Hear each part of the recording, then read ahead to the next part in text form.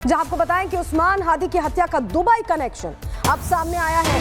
मुख्य आरोपी फैसल करीम मसूद का वीडियो मैसेज सामने आया। फैसल करीम मसूद का दावा है कि वो दुबई में मौजूद है और फैसल ने हत्या में किसी की भूमिका से इनकार किया है। फैसल का दावा है कि हत्या जमात शिविर ने कराई है। उस्मान हादी से संबंध सिर्फ कारोबार तक ही सीमित था। ये वीडियो मैसेज मुख्य आरोपी फैसल करीम मसूद का सामने आया है। तो ये बड़ी खबर आपको बता रहे हैं। फैसल करीम मसूद का दावा है कि वो दुबई में है और ये मुख्य आरोपी है। उस्मान हादी की हत्या के बाद कैसे स्थिति खराब हुई बांग्लादेश में, ये हम सभी ने देखा और उसके बाद हालात खराब ही हैं। फैसल मसूद ने हत्या करवाई है। इकबालिया वीडियो सामने आ गया है फैसल करीम मसूद का और कहना है कि हत्या जमात शिविर ने कराई है। फैसल ने ये बड़ा दावा कर दिया है। उस्मान हादी से सिर्फ कारोबार तक ही संबंध सीमित थे, ये भी फैसल करीम मसूद ने अपने वीडियो में बताया है।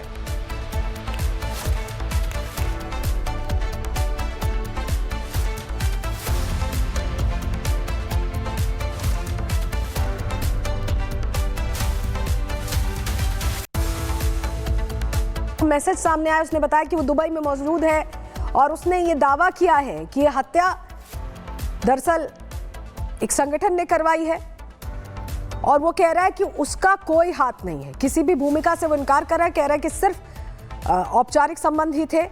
जमात शिविर का नाम ले रहा है फैसल। अपने वीडियो में उसने ये कहा है कि उसका उस्मान हादी से कोई लेना देना नहीं है, उसने हत्या नहीं करवाई। हालांकि उसने ये क्लियर कर दिया है कि वो दुबई में खुद मौजूद है।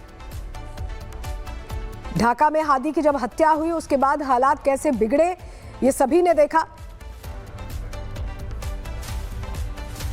इस बीच आपको बताएं कि यूनुस सरकार की पोल खुलती भी दिखाई दे रही, क्योंकि उस्मान हादी का हत्यारा दुबई में मौजूद है। आरोपी फैसल ने वीडियो जारी किया है, जो वीडियो में आपको अभी दिखा भी रहे हैं। हत्या में हाथ होने से उसने सीधा इनकार कर दिया है। झूठे केस में फंसाने का आरोप लगाया है। जमात के लोगों ने ही हादी की हत्या की है। जमात का नाम अब खुलकर सामने आ रहा। पहले भी जो उस्मान हादी का भाई है उसने यही शक जाहिर किया था कि जमात का ही हाथ है। आरोपी के भारत भागने का आरोप भी लगाया गया था। कहा गया था कि फैसल भारत भाग गया है, लेकिन फैसल दुबई में मौजूद है और ये वीडियो में वो बता रहा है। यूनुस सरकार के झूठ का ऐसे में पर्दाफाश हो गया है। 12 दिसंबर को उम्माद हादी की हत्या हुई थी, उस्मान हादी की, और 18 दिसंबर को उस्मान की मौत हो गई थी। उस्मान हादी इनकलाब मंच का प्रवक्ता था और इस मौत को लेकर अलग अलग तरह की थ्योरी चल रही थी। फैसल को मुख्य आरोपी बनाया गया था और बीच में यह कहा गया था कि फैसल भारत भाग गया है, लेकिन अब फैसल ने खुद अपना वीडियो जारी किया है और वीडियो जारी करके यह कहा है कि वो दुबई में मौजूद है। 3 तस्वीरों के जरिए आप पूरी कहानी समझिए। ढाका में हादी की हत्या होती है और उसके बाद कट्टरपंथी भीड़ का उपद्रव कैसे बांग्लादेश में देखने को मिला था, वो तस्वीरें भी हम आपको दिखा रहे हैं। और अब हत्यारे ने खुद, फैसल ने खुद वीडियो बनाकर ये बताया कि वो दुबई में मौजूद है। हालांकि फैसल इस वीडियो में ये भी कह रहा है कि उसका इस हत्या से कोई लेना देना नहीं है, उस पर झूठा आरोप लगाया गया है। फैसल ने इस वीडियो में जमात का नाम खुलकर लिया है कि जमात ने ही यह हत्या करवाई है।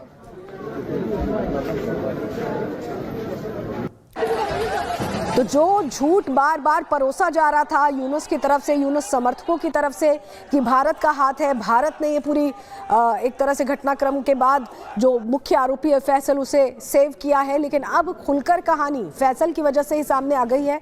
उसने वीडियो जारी करके बता दिया है कि वो दुबई में है। আমি ফয়সাল করিম মাসুদ।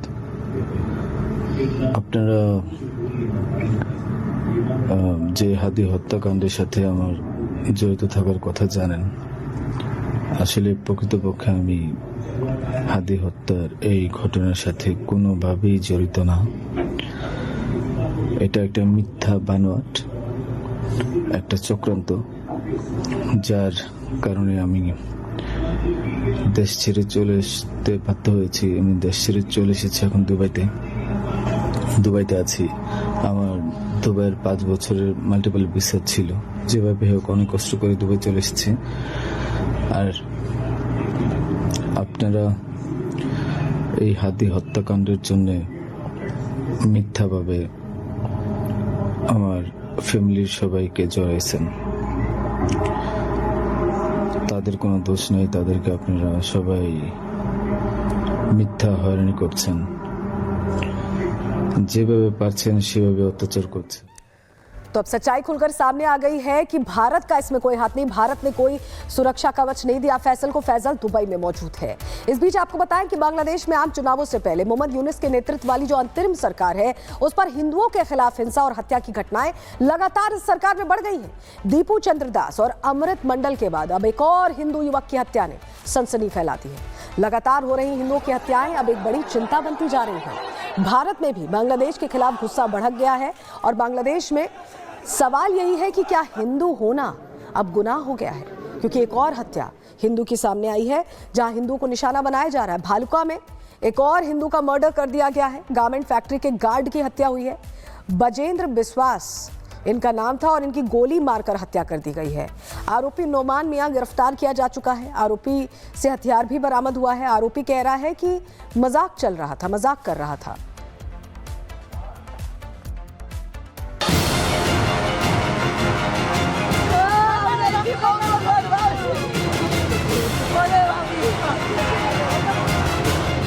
बांग्लादेश में लगातार हिंदुओं को लगातार टारगेट किया जा रहा है। हिंदुओं को निशाना बनाकर उन पर हमले किए जा रहे हैं। अब बांग्लादेश में एक और हिंदू शख्स की गोली मारकर उन्हीं के साथी ने हत्या कर दी। ताजा मामला भालुका उप जिला का बताया जा रहा है, जहां पर 42 वर्षीय बजेंद्र बिस्वास की उसके साथी ने गोली मारकर हत्या कर दी। आरोपी नोमान मियां को गिरफ्तार कर लिया गया है। ये घटना ऐसे समय पर हुई जब देश में हिंदुओं की सुरक्षा को लेकर गंभीर सवाल उठ रहे हैं। ये वारदात 29 दिसंबर की शाम की है। करीब 6:45 पर मेहराबारी इलाके में स्थित सुल्ताना स्वेटर्स लिमिटेड में बजेंद्र बिस्वास दोनों फैक्ट्री परिसर के भीतर बने अंसार बैरक में तैनात थे। नोमान भी उसी बैरक में था, लेकिन तभी अंदर से गोली चलने की आवाज आती है और बजेंद्र की हत्या हो जाती है। पूछताछ में नोमान का कहना है कि उसे ये जानबूझकर नहीं किया। बातचीत के दौरान उसने सरकारी तौर पर जारी शॉट गन को मजाक में बजेंद्र की ओर तान दिया और उसी दौरान अचानक गोली चल गई, जो बजेंद्र की बाईं जांघ में लग गई।